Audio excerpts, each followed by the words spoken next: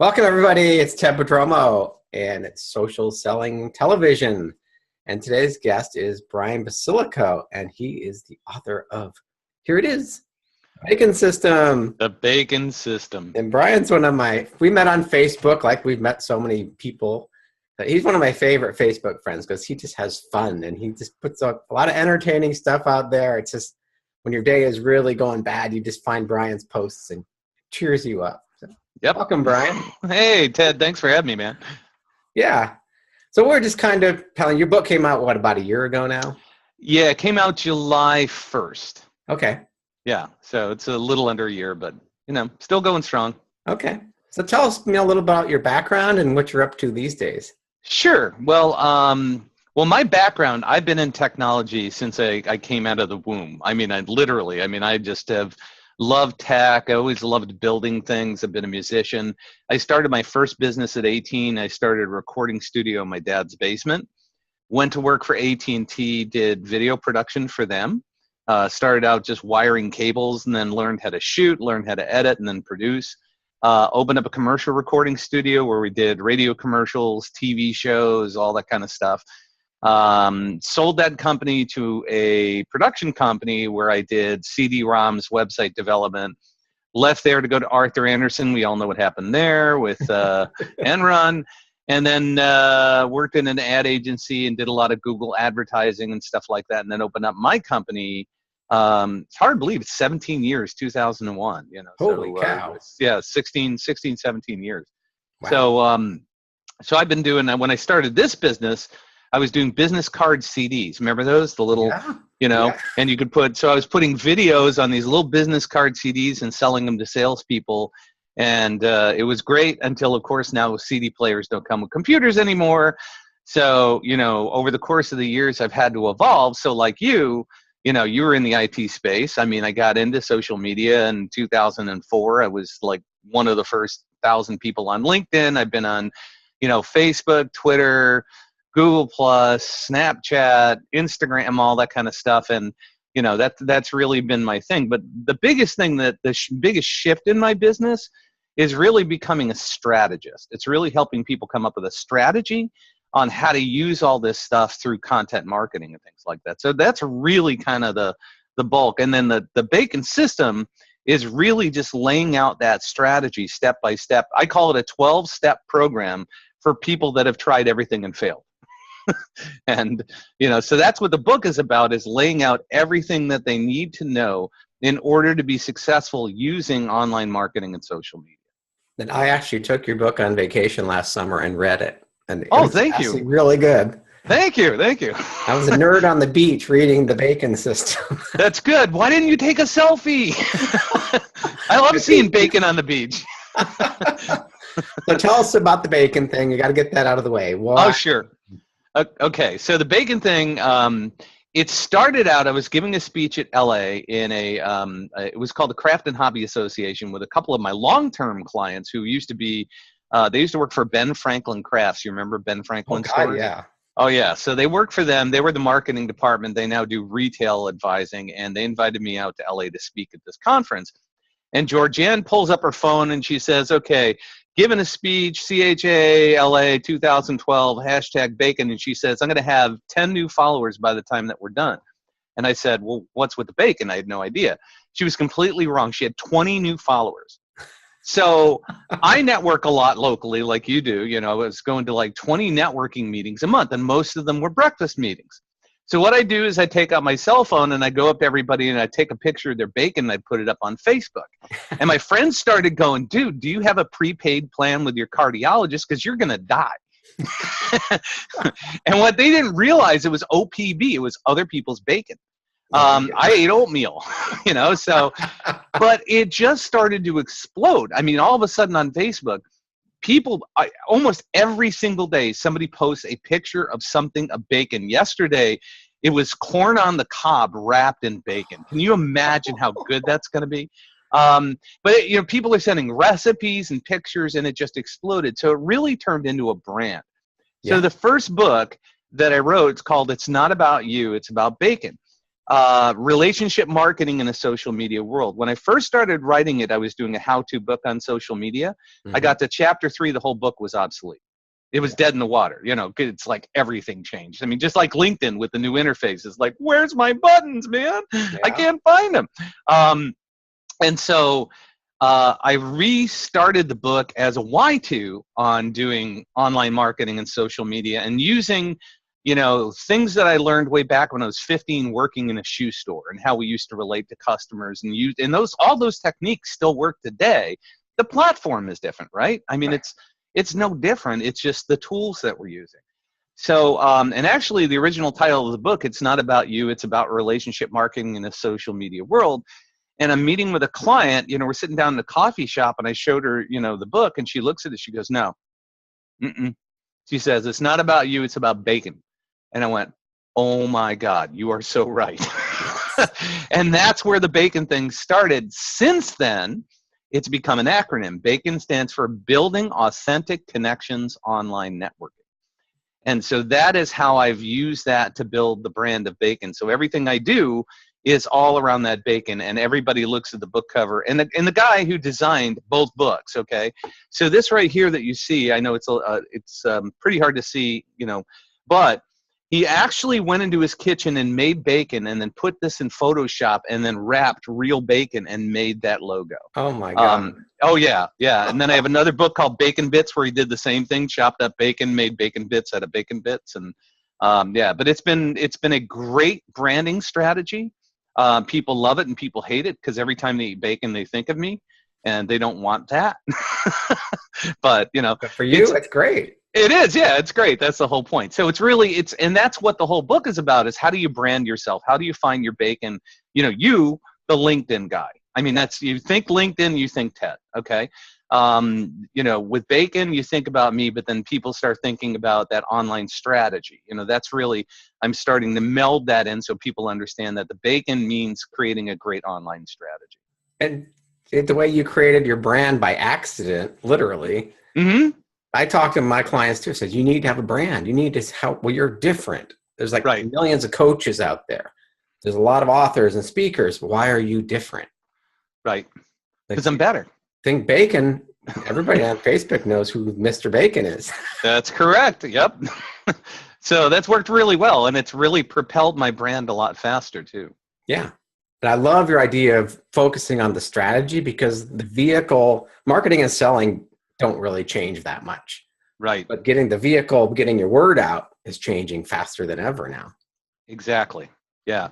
And, the tools, like we said, LinkedIn, I've been watching your videos, on all the stuff you've been going through. I just literally got the new interface probably a week ago, and I'm going through it going, okay, where's this? Where's this? That's not there. How do I find contact? Oh, it's on the right-hand side now. It's not underneath. It's like all the things that are missing, like posting to groups and tagging and, all of that stuff is, it drives people crazy. Yes. Because they want things to stay the same. I remember when Facebook changed this interface for the first time, people were screaming. It was like the riots that we've had recently. Yes. It's like, what are you doing to my Facebook, man? Yeah. So, but that's it's gonna change, right? Yeah. Do you use Snapchat at all? Oh yeah. Yeah. Yep. Unfortunately, I did not buy stock. I should have bought stock. Yeah. $28 billion, man. That's amazing. Yeah. And do they have any revenue? No, not yet. Not yet. No.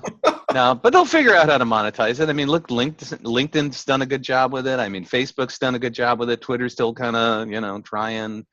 Yeah, I was watching Joel Comm when he was going through the Snapchat learning, and he was sharing all this. And it's like, these stories are pretty cool that brands are putting out there. I actually like that. Oh, yeah. Yeah, and I've seen him speak a number of times, and some of the stories that he's been able to create are incredible, Yeah. He's very creative and, knows how to use that stuff. And Snapchat's great. Kids love Snapchat. So like anything else, one of the first questions in the Bacon System book, and in everything I do with my clients is who's your perfect avatar? Yeah. And, it used to be, most people will say, well, people that are breathing and have a wallet. Right? Yeah. But that's not a perfect avatar. Your perfect avatar generally is you. It's who you are. And, I look at my perfect avatar and I call it the 3 Ps. I call it, they first have to have a purpose. They've got to have some kind of goal that they're trying to achieve. They've got to have a passion, meaning they want to learn, they want to engage, they want to get involved. They don't want to just I want to hand a check to somebody and have them do it, because that's not passion. Right. They're not into it. They just want to get it done. And then the third one is a pocketbook. They got to have some money, right? Because otherwise they're not a great client. Right. So, if I can identify that passion, that purpose, and that pocketbook, then those become great clients for me. And what I try to do is extract that out of my clients. Who are your perfect clients? Mm-hmm. And then once you figure out who your perfect client is, then the second question is, where are they hanging out? Right. I mean, they could be, your perfect client maybe wants a paper newsletter sent to him every single month. Yeah. That stuff is still there, Yeah. They could be on LinkedIn. They could be on Snapchat. They could be on Instagram. I mean, they could be anywhere. Yeah. So, if you're targeting 18 to 34-year-olds, Facebook probably isn't the place to go anymore. They're over on Snapchat. Exactly. Yeah. Kids are leaving Facebook in droves because their moms are all on there. Yes. Yep. Yep. My kids have moved off of Facebook and now they're on the Instagram and Snapchat. It's where they hang out. And Twitter. They still hang out in Twitter. No, my kids never did Twitter. Really? See, my kids do, and they're in their 30s, so they do Twitter. And mine are in the late 20s, so. Yeah. Okay. They're younger. There's a different generation there. A couple of years. Exactly. Yeah. They're Gen Z. Yeah. So when you start working with a client, what do you get their avatar, and then you find out where this audience is, then what's next? Yeah, well, we find out where the audience is, and then we start to look at their message. What is it that they're trying to say? And an example is I'm working with a company right now that has a machine that helps people with knee replacements. Okay, so somebody gets a knee replacement. This machine, I can only show you like this. Most people have a hard time moving their knee, and this machine will actually take it and bend it down and put it back up, and they have to use this for like 30 days to get full range of motion. So, you sit down and you look at it, and their website is like total technical. It's like what you'd expect. Well, you get 325 degrees of total action and blah, blah, it's all this other stuff. And all the person wants to know is, so their audience is 65 years old. All right. 60, 70, it's the average age. Yeah. They're probably looking for, they may be on Facebook. They might be on LinkedIn. It's hard to say where they're going to be hanging out. But the bottom line is what they want to know is, how do I get back to the lifestyle where I can actually walk my dog and go play golf? And, so it's changing it from, really understanding who the audience is and then matching the message to the audience and what they want to know. What problem does it solve? Right. That's the key thing. And then, bring in the right people, whether it's designers, writers, what have you, to match that message and the visuals and the website. And then the third part is then you take that content and let me break down the Bacon system in a very simple way. There's 3 major sections to it. The first one is called marketing trifecta. I mean, you read the book, right? Yeah. So the marketing trifecta is having a killer website. And that means a website that matches your audience's expectations, answers their questions, gets them where they want to be, and gets them to do what you want them to do. Fill out a form, pick up a phone, do whatever it is. Yeah. Second thing is analytics. Are you measuring what's happening on the website? What is drawing traffic in? Where are they entering? Where are they exiting? Are they following through and getting to your contact form? Are they filling out a request for a phone call? Are they doing that stuff? Third thing is content marketing. It's creating content on your website so that when you're creating that content, it's going to draw people back into the website, and now you can measure it. And you have the website sitting there, so all 3 of those things work in concert. That's why I call it the marketing trifecta. Mm-hmm. Second piece of the puzzle is content creation. You got to create some content. So now you got to understand, they've got incredible videos. They've done a great job with videos. They need to create some targeted blog posts so that they get a little bit more Google love, because Google will index that. Yeah. So those are the kind of things that they've got to do. You can do videos, you can do audio. I do a podcast every single week. You're doing video right now, which is great content. Is where's your audience and where are they going to pay attention? And one of the things that I do is I do a monocast on Monday, which is me talking in the podcast. And then I do a blog post, which is literally just transcribed from the monocast. So I don't even have to write a blog. I send it to Rev and it's done like that. Yeah. And then I do expert interviews, like I interviewed you for LinkedIn. And so I've got these 3 pieces of content that are sitting out there. Some people will listen, some people will read. And then I send out an email every Thursday with, here's the free content that I'm offering every single day. So that's a system, right? So I've got this great content. The third part is content delivery. And content delivery happens with that email. I send out it's 3 simple buttons. Here's the 2 podcasts, here's the blog, here's a link to presentations or webinars that I'm doing, and that's it. Yeah. Very simple. And the number of people that unsubscribe for that are virtually, 1 or 2 a week or something like that. People stick with it because it's not obtrusive. If they want to listen, they want to listen. Or they want to read, they want to read. So how many hours a week does that take you to do that process right there? The whole thing probably takes me about 4 to 6 hours a week. Okay. Yeah, it's not a lot. Because I do use a lot of virtual assistants to help me. Like my blog is proofed by a virtual assistant. The email marketing is done by a virtual assistant she's in England. And, so I have people that help me book guests. So that's, I've got different virtual assistants that really help me save about 20 hours a month. Yeah. So don't do it yourself. Get help. Yeah, get help. Yeah, absolutely get help. Yeah. And then since I owned a recording studio, I love it. This is my passion. So I love being on a mic. I love editing audio. It's just something that I love to do. So I keep that in-house because it's like, that's my fun time. Right. Yeah, some people would call it work. For me, it's like, dude, check this out. This is cool. So then the third part of delivering the content, I look at social media, number 1, any social media, as a relationship building tool first, a content delivery platform second, and then a sales tool third. Mm-hmm. And I think that if people approach that in that order, they're going to be a heck of a lot more successful in what they do. And I know you subscribe to that big time. It's all about building the relationships on LinkedIn, providing great content to people, and then there's going to be some kind of connection some point where maybe they'll purchase from you, recommend you, do something like that. Closing the sale's a lot easier when you nurture them with all that expertise over the years. Yeah, but most people don't have the patience for that. They want to use the old thing. They want to cold call. I just want to cold call them and see if they're a hot lead and then, get in their face and sell them, right? No. It's funny you mentioned that because I have 2 clients right now. I'm teaching LinkedIn and we're getting them great leads. Mm-hmm. I even got one guy, I got him an interview with the CEO of Logitech. Wow. So we got an appointment with him. It's like, and he doesn't do any marketing. I'm like, you need to do marketing. We need to do marketing. Right. Because no, I cold call. We got 3 salespeople. We're just cold calling. Oh yeah.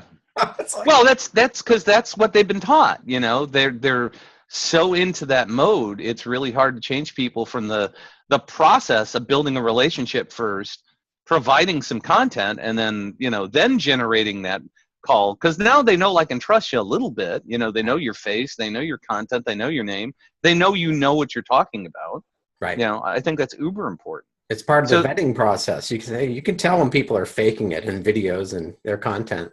Yeah, absolutely. Yeah. So that's the whole system in a nutshell. There's more. Obviously there's some additional pieces to it, but that unto itself is what I work with my clients. Is we set up all the tools that they need. I teach them or get them somebody to create the content, because a lot of times we'll use virtual assistants to do that for them.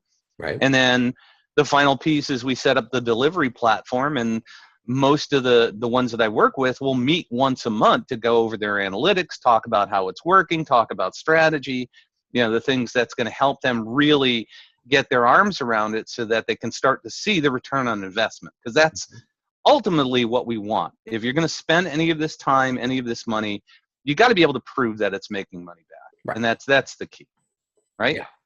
I think that your consistency is really important too. You know every week what your routine is going to be, and every Thursday that email is going to go out, and people expect that. They look forward. Exactly. Yep. And you talked about, the stuff I put on Facebook, if you want to laugh, I do a quote of the day in the morning and a caption contest at night, and those 2 things, that consistency every morning, every night, 7 days a week. I don't even, everybody asks me, where do you get those pictures? You want to know where I get those pictures?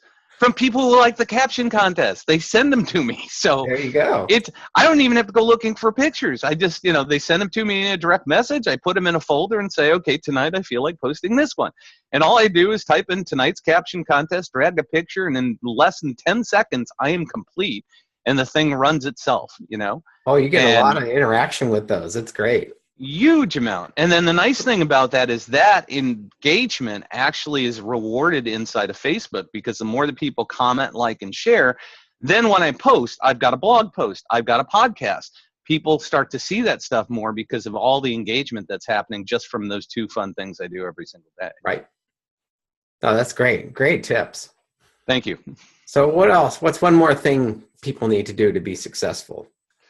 Well, I mean, you mentioned consistency. You mentioned relationships. I think probably the most important thing that people have to do is they have to be willing to continue to learn and grow, and not get frustrated, because this stuff changes all the time. I mean, even for somebody like you and somebody like me that has been using social media for years, it's frustrating to get in there and say, where did this go?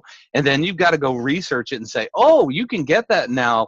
If you buy Sales Navigator, you can still get that functionality, but you can't get it for free. Okay, I see what they're doing, but they don't tell you. That's the biggest problem with a lot of this stuff, is they don't tell you, hey, Sales Navigator now contains these functions that used to be part of the free service, right? Mm-hmm. Nobody's telling anybody that, except you. And dig and find it. Yeah, and that's it. You got to dig in and find that stuff, and it's like, so you have to have some patience with this. You have to have some consistency with it, but you got to be willing to continue to learn and grow yourself, because it's going to evolve. The foundations, the principles are never going to change. Right. The same marketing techniques we used in the shoe store, my very first job, is we used to collect names, and then we'd have little metal plates printed out, and then we had this machine where we'd run postcards, and we'd stick in a stack of plates, and we'd run the postcards through, and we'd mail those things out. That's an email list. Yeah. Just happened to be on postcards, and so the principles never change. What changes are the tactics, and the techniques of using social media is part of that tactic, right? Yeah. Yeah, so that's what I think people have to do. Yeah, it's people do business with people they know, like, and trust. That'll never change. Exactly. It's like reading those old sales letters from 1900 that still work today. Oh, no, they absolutely do. I mean, people like David Ogilvy, some of the masters of writing sales copy, that stuff has never changed. Yeah. Long tail sales copy, you see those, sales pages, that lead pages that are like 15 miles long. Right. I mean, most people hate them, but if you're interested in it, they read them, Right. It works. I mean, a great headline works, writing great sales copy that's customer focused works. All of those principles are the same. The difference is we're putting it in email and lead pages and click funnels, and, that's the only difference, but the principles never change. Right. So kind of to recap, it's really get clear on who you're selling to, your ideal customer. Right. Be really clear on what their biggest problems are so you can solve that problem. Right. And consistently get content in front of their eyes. And make sure you understand where they're hanging out. And the easiest way to do that, ask them. Yeah.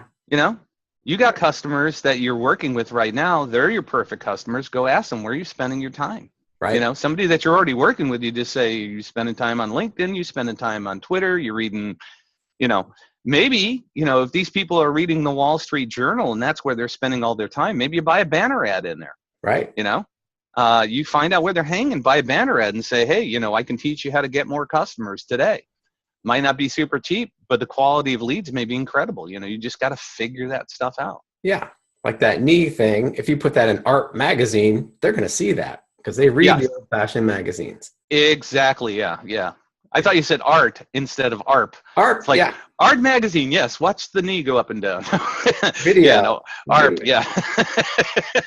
Yeah. Yeah, no, and that's a perfect example. Yeah, ARP magazine would be a perfect place for that. Yeah. Sure. I'm sure you get our magazine, right? No, I haven't. They keep sending me. I haven't subscribed yet. Neither have I. I don't want to do it. Yeah, I'm just waiting. I hit 65 maybe, but no, I'm not not yet. ready. Yeah. Yeah. I'm over the point. As soon as your 50th birthday, man, they are nailing you with that every single week, right? See, that's targeted marketing. I know. Yeah. The tote bag does look interesting, though. I might like to get that free tote bag. Yeah, really. When I'm 65, I'll think about it. There you go.